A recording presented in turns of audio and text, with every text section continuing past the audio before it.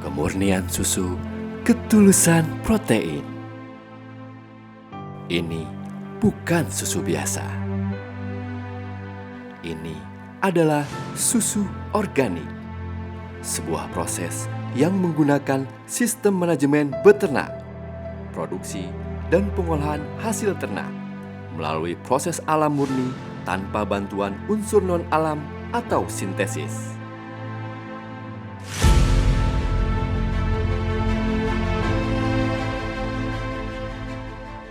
Dengan pola hidup alami, sehat, kemudian dia itu akan memperlihatkan pertumbuhannya dengan alami, normal, kita pelihara secara organik, saya yakin nanti akan terjadi adaptasi, sehingga nanti produk susunya itu bisa sama, bahkan saya menduga akan lebih tinggi daripada yang konvensional. Pola organik ini mengembalikan kebutuhan ternak ke pola sesungguhnya, sehingga siklus hidup ternak kembali pada pola hewan sesungguhnya.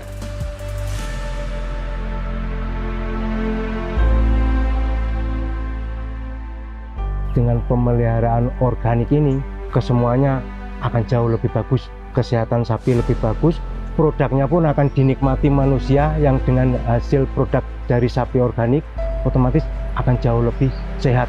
Susu sudah sehat, dengan produk organik akan jauh lebih sehat lagi.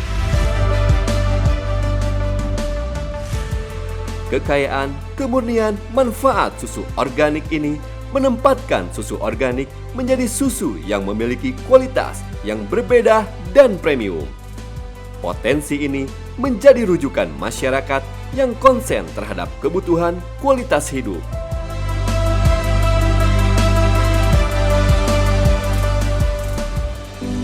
Saya tertarik organik itu mulai tahun 2001. Kalau kandang organik itu dia harus lebih lebar dari kandang konvensional dan pergerakan sapi itu harus lebih bebas. Jadi mereka itu bisa mengelilingi area pakan.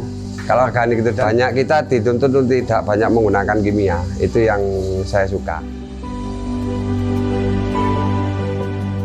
Langkah ini untuk meningkatkan kualitas hidup ternak.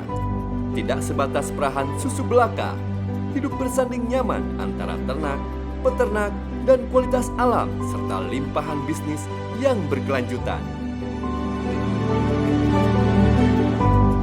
Kita hadir dengan pupuk organik ini untuk mengalihkan fungsi tanah ke semula seperti biasa. Bisa dilihat di lahan rumput kita yang demlot tadi, itu umur 55 hari. Tingginya sudah hampir 3 meter, Pak. Karena sapi itu sangat suka, Pak, rumput yang organik.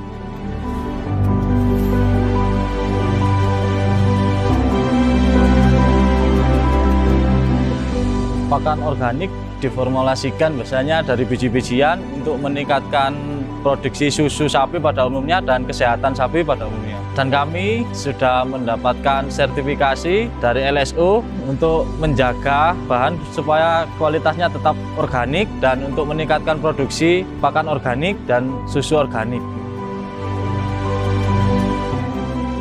Kami memastikan bahwa apa yang sudah kita keluarkan sertifikatnya adalah mereka atau produk ini sudah sesuai dengan standar.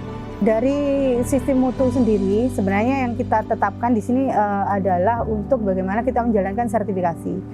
Kita bisa menyatakan bahwa mereka memang bisa melakukan budidaya organik, khususnya untuk produk susu ini adalah ketika ketersediaan apa yang ada di situ sudah mengikuti di standar. Kesadaran kualitas gaya hidup yang lebih baik mulai merekah di kota-kota besar dan pasar global. Susu organik adalah salah satu elemen penting dalam kebutuhan ini. Peluang potensi ini adalah momen penting.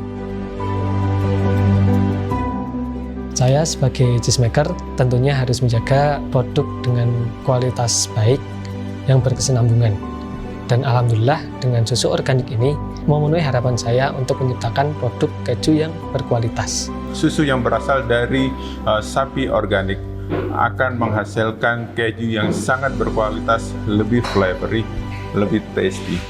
Makin bagus raw materialnya, makin tinggi kualitas keju yang dihasilkan. Makin natural raw materialnya, makin konsisten dan persisten produk yang bisa kami hasilkan. Lidah tidak bisa bohong, karena rasa berpengaruh sekali terhadap culture di mana produk tersebut dibuat. Dukungan limpahan kekayaan alam ini sangat mampu mendukung pola manajemen organik ini dan meningkatkan kesejahteraan peternak.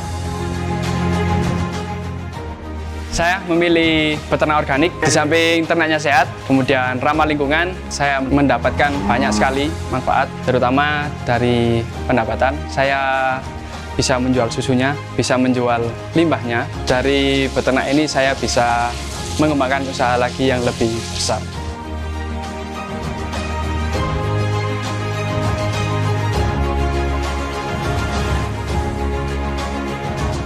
Saya ucapkan terima kasih kepada semua pihak, khususnya Bina Swadaya dan lain-lain. Ini sangat support kepada kami, Koperasi Setiakawan, sehingga bisa terwujudlah namanya susu organik yang pertama di Indonesia, khususnya yang ada di Koperasi Setiakawan Mangkojajar ini.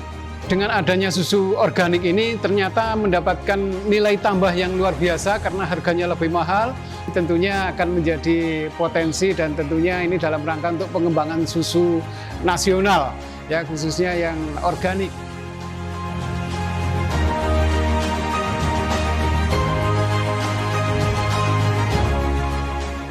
Dan hari ini salah satu bagian dari hilirisasi adalah susu organik. Walaupun kita tahu bersama bahwa kita memang masih jauh dari swasembada susu, namun demikian apa yang ada kita bisa tingkatkan nilainya melalui produk susu organik dan sekaligus sebagai olahannya berupa keju organik untuk bisa disuplai ke negara-negara tetangga khususnya di Asia Tenggara. Ini adalah merupakan rangkaian dari SSG atau Strategic Sector Cooperation yang didukung dengan Daninda Market Development Program. Juga kami menyampaikan terima kasih kepada pemerintah Denmark, konsorsium Daninda Market Development Program, seluruh stakeholders yang ada di Kabupaten Pasuruan dan Jawa Timur, Gubernur Jawa Timur dan Bupati serta Wakil Bupati Pasuruan yang telah mendukung program ini. We know how conversion of dairy farms to organic production was the most important factor in the development of all organic agriculture in Denmark, and we believe that dairy production can play the same role in Indonesia. Today, more than anything, I want to applaud all those who have dared to imagine a better way of producing food. To PSP, Setia, Kavan and their farmers for their pioneering spirit, to Maserat Cheese with their entrepreneurial drive, to all the Daninda Market Development Partnership partners for their support of and engagement with this initiative, and finally also to the Ministry of Agriculture for its vision and ambition for the development of the food and agriculture sector in Indonesia. Saatnya menuju era baru, gaya selaras dengan keseimbangan alam. Ternak happy, peternak happy, susu organik berlimpah. Dari kemurnian alam menuju kualitas hidup yang lebih baik. Menuju peternakan sejahtera yang maju, mandiri, dan modern.